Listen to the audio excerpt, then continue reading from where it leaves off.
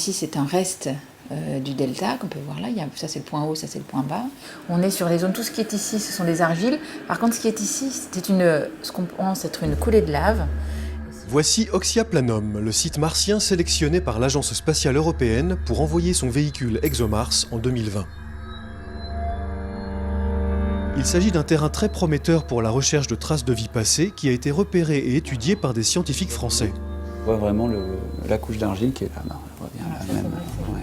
Mais comment faire pour trouver un site intéressant lorsqu'on se trouve à plus de 60 millions de kilomètres de son terrain d'étude?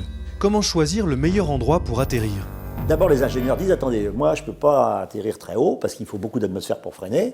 Je ne peux pas atterrir en dehors de telle ou telle latitude parce que là je ne sais pas y aller avec la fusée que j'ai, ni en haut ni en bas. Donc on arrive à des zones qui sont de plus en plus limitées. On a une surface d'atterrissage, ce que l'on appelle notre ellipse d'incertitude de l'endroit où on va arriver, qui fait quand même une centaine de kilomètres de long et une vingtaine de kilomètres de large. Donc il faut trouver une zone qui n'ait pas beaucoup de relief, qui soit relativement plate, qui fasse 100 km de long et 20 km de large.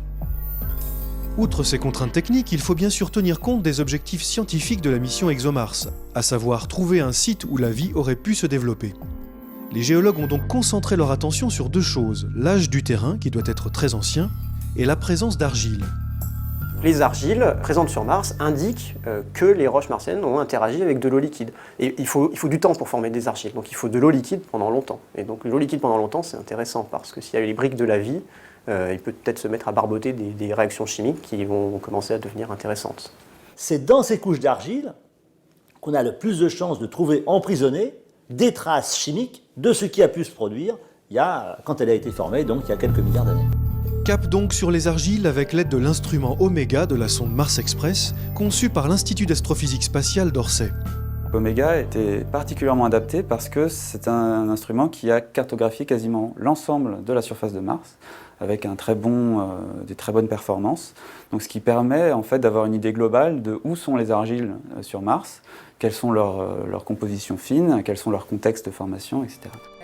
C'est ainsi que l'équipe de Cathy Quentin-Nataf repère le site d'Oxyaplanum, une vaste plaine vieille de 4 milliards d'années qui semble couverte d'argile.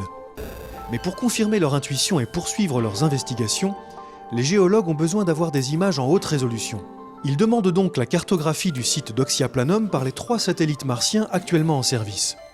Et c'est grâce à une application maison capable de traiter ces milliers de gigaoctets de données en un temps record qu'ils peuvent explorer le terrain en détail. On est plongé à 25 cm de la surface de Mars. Donc on a ce reste de delta, là, par exemple, ici. Et ce qu'on va regarder surtout, pour la formation des argiles notamment, qui est la couche qui est en dessous de ce delta, on va aller regarder les cratères d'impact qui font comme des coupes en fait, dans la géologie. Et c'est ce qu'on voit ici. On zoome, on a en fait ce qui affleure dans le flanc du cratère, on a les strates des argiles. Oxyaplanum a donc tout pour plaire. Le site possède des formations stratifiées qui sont idéales pour piéger et conserver la matière organique. Et il a très certainement abrité un lac ou une mer dans le passé. On est dans un bassin, on a eu de l'eau qui a stagné à cet endroit-là. Donc c'est aussi extrêmement favorable pour avoir potentiellement préservé la vie, si elle était à ce moment-là. Troisième chose, c'est que ce site a potentiellement été recouvert par une coulée de lave après, et ce qui pourrait avoir protégé ces argiles du bombardement cosmique pendant plusieurs milliards d'années. Et si l'on demande aux chercheurs l'endroit où ils rêveraient de voir atterrir le rover ExoMars, Il faudrait qu'on aille juste là.